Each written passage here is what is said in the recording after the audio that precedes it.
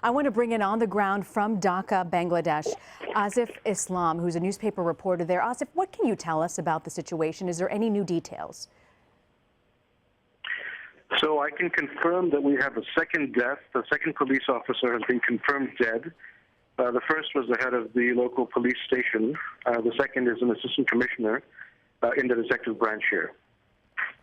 And do we know how they died? It was our understanding that there was some sort of a chase that began, and then the police ended up chasing them into this bakery. What are the details you know about how this went down?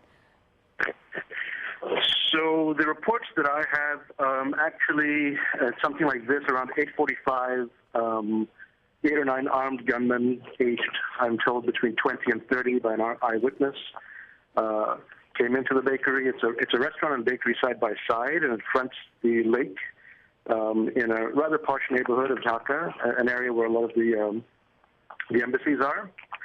They opened fire, and then around a little bit later, after 9 o'clock, explosions were heard. Now, our reports are that police arrived around 10:30. SWAT teams and the Rapid Action Battalion arrived around 11 p.m., and so they're on the spot now. And we're told that about 20 civilians, one member of the restaurant staff who managed to escape, said that they were all foreign. 20 civilians have been held hostage. So one of the two men that we can confirm as having been killed, the first policeman that was shot at around 10:30, we're told. The second, we're not sure. I think he died of his injuries a little bit later in hospital. Now, the police chief had announced almost more than an hour ago, I think, that they were going to go in to take the hostages. What are you hearing about that? Has that operation launched, and why is it taking them so long to go in? So around 11:15, the head of the Rapid Action Battalion, a gentleman named Benazir Ahmed, told reporters that they were trying to settle the standoff in a peaceful manner, which I suppose means that they may have had contact, or they intend to make contact with the hostages inside, and with the hostage takers inside, rather. But we have no confirmation on whether that's happened, whether terms have been asked or have been agreed to. We're actually watching from the outside. The media line is about 500 yards away from the actual event, so we really don't know. Are police allowing you to... that the attempt... I'm sorry, go ahead. No, I'm just saying that I understand that the intention is to try to settle this peacefully if possible. Mm. Talk to me about the timing of the attack. We know that it was a Friday night.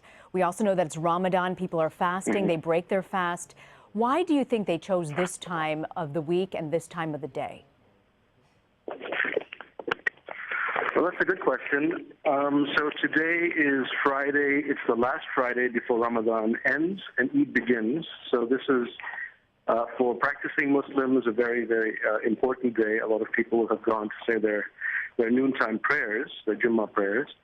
But it's also probably the beginning of the holiday season. So a lot of people will have started to leave the city to go to their hometowns elsewhere, which means, in fact, that Dhaka today is much less crowded than it would have been even yesterday. Yesterday was crazy traffic. Today it's easier. And so if the intention was to carry out an attack and then make an escape, today would have been a very good day to have done it. They would have had relatively free roads to make an escape, if that was the intention. And anything more about the motives or who may be behind the attack? What are people buzzing about right now? The truth is that nobody is entirely sure. Nobody has claimed this as far as we know. We are following internet chatter about this, and supporters of Al-Qaeda in the in the Indian subcontinent, rather, AQIS, have been saying that this is something they may support. But this is not, mind you, coming from AQIS's known channels. This is just people on the internet who are saying things.